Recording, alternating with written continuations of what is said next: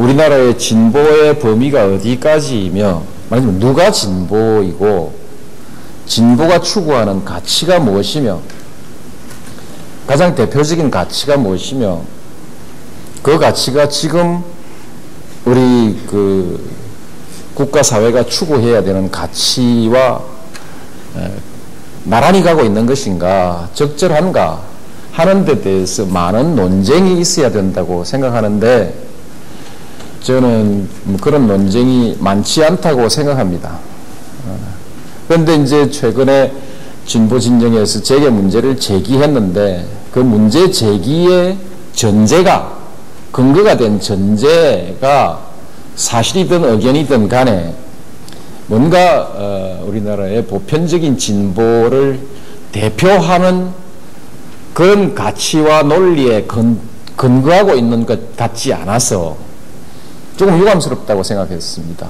과연 그 글을 쓰신 분들이 진보를 표방할 만한 그런 그 균형점 위에 서 있는가, 이 점에 대해서 의문이 들었고요. 두 번째로는 아무리 읽어봐도 어려워서 잘 이해를 못하겠습니다. 제가 그 어려워서 이해를 잘 못하면 일반 국민들은 그 진보 논쟁이 자기와는 아무 관계가 없는 현학적인 구름 위에 놀고 있는 논쟁일 뿐이지요.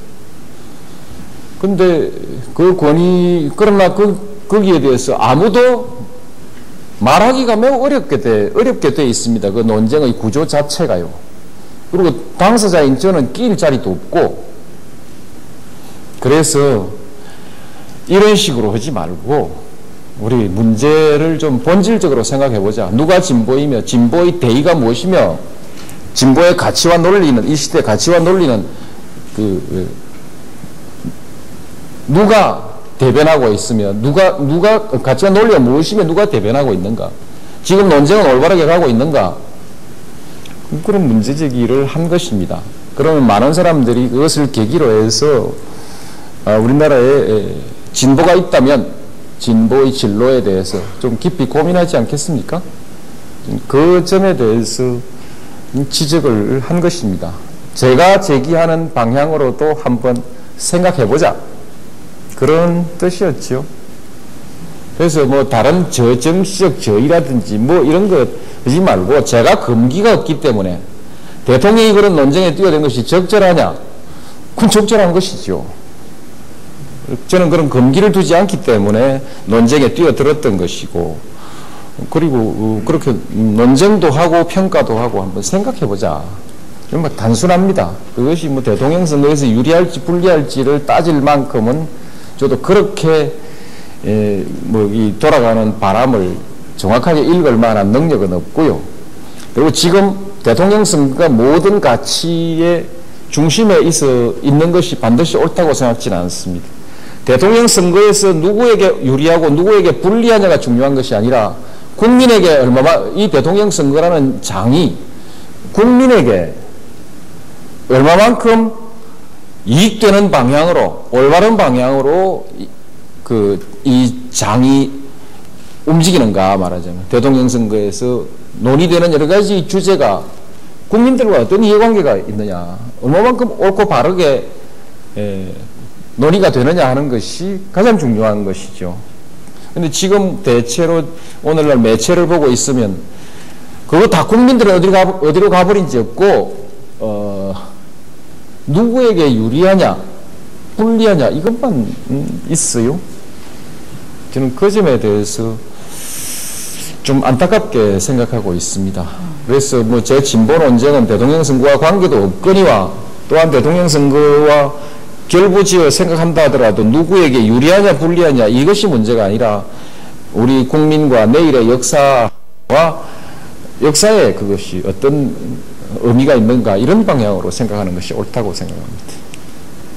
국민들이 대통령의 진심을 잘 몰라주는 것 같아서 섭섭하세요? 뭐 그 점 솔직히 얘기해서 진심을 몰라줘서 섭섭하기보다 참 소통하기 어렵다, 이렇게 느끼고 있습니다. 그러시군요. 섭섭한 거야 뭐 국민들한테 섭섭하다 이런 얘기는 무의미한 얘기죠. 그건 제가 취할 도리는 아닌 것 같고, 좀 소통하기 어렵다. 좀 갑갑하다, 답답하다 이런 경우는 많이 있습니다. 그러시군요. 네. 답변 되셨습니까? 오마이 뉴스? 예. 만족해 하시네요. 자, 두 번째는 우리 데일리안 NK의 김용훈 기자님. 네. 북한 뉴스 여부 데일리 NK의 김용훈 기자라고 합니다. 지난 10여 년 가까이 우리 정부의 대북 정책은 북한의 개혁 개방을 유도하는 전략이었습니다. 그러나 북한은 이 개혁 개방을 하지 않고 오히려 핵 보유국 전략을 펼치고 있는데요. 최근 2.13 베이징 합의를 통해서 북핵 문제 해결을 위한 초기 이행 조치 첫 단계에 돌입을 했는데요. 대통령님께서는 이 북한이 궁극적으로 이 모든 핵을 포기하고 개혁 개방으로 나갈 수 있는지, 만약에 현 김정일 정권이 개혁 개방으로 나갈 수 없다고 하면 대북 정책은 어떻게 돼야 되는지 묻고 싶고요. 아울러서 지금 최근에 한반도 평화체제 구상이 논의되고 그 다음에 남북 정상회담 이 추진설이 나오고 있습니다. 제가 알기로는 그동안 이 정부는 북핵 문제가 해결되지 않고서는 정상회담을 가질 수 없다라고 밝혀왔는데, 이 부분에 대한 입장이 바뀌신 게 있다고 하면 말씀해 주셨으면 좋겠습니다. 예. 북한은 개혁 개방할 것이라고 저는 믿습니다. 왜냐하면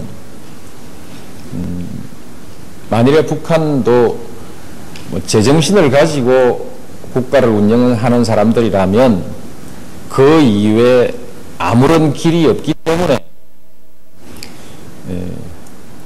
개혁 개방 이외에 아무런 열려있는 길이 없기 때문에 개혁 개방할 것이다. 그렇게 생각합니다. 그리고 개혁 개방하면 성공할 수 있을 것인가? 성공할 수 있다고 생각합니다.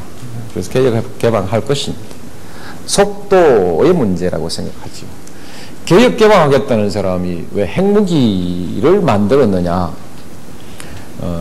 그것은 개혁 개방의 길로 나가자면 앞에서 막히는 것도 있고, 또 남의 뜻을 모르고 개혁 개방 안 할 줄 알고 붕괴를 바라는 사람, 붕괴를 획책하는 사람도 있을 수 있고, 그밖에 여러 가지 위험이 있다고 판단할 수가 있죠. 그런 판단에 근거해서, 위험하다는 판단에 근거해서 개혁 개방과는 별개로 또한 상대방이 나를 위협할 때 대응하기 위해서, 또는 아예 위협을 하지 못하도록 협상하기 위해서, 또 이런 여러 가지 목적으로 핵무기는 또 따로 개발할 수 있는 것이죠. 잘했다는 뜻은 아닙니다. 잘했다는 뜻은 아니지만 별개의 것이다. 개혁 개방의 길을 가려고 하는 사람도 중간의 상황에 따라서 얼마든지 미사일도 핵무기도 개발할 수 있다. 핵무기를 개발했다고 해서 반드시 그 핵무기를 사용할 것이냐, 또는 절대로 포기하지 않을 것이냐. 이익이 더 크면 사용하는 것보다 사용 안 하는 것이 더 안전하면 사용 안 할 것이고, 가지고 있는 것보다 버리는 것이 더 이익이 크면 버리는 쪽으로 선택을 할 것입니다. 그 판단에 있어서 우리 한국 정부 또는 미국의 판단이 굉장히 중요한 것이죠. 말하자면 공존할 수 있느냐, 적대관계를 청산하고 평화구조를 정착시키고 교역하고 협력하고, 그래서 우호적 관계를 적어도 적대적 관계가 아닌 중국과 미국처럼 서로 교류하고 할 수 있느냐,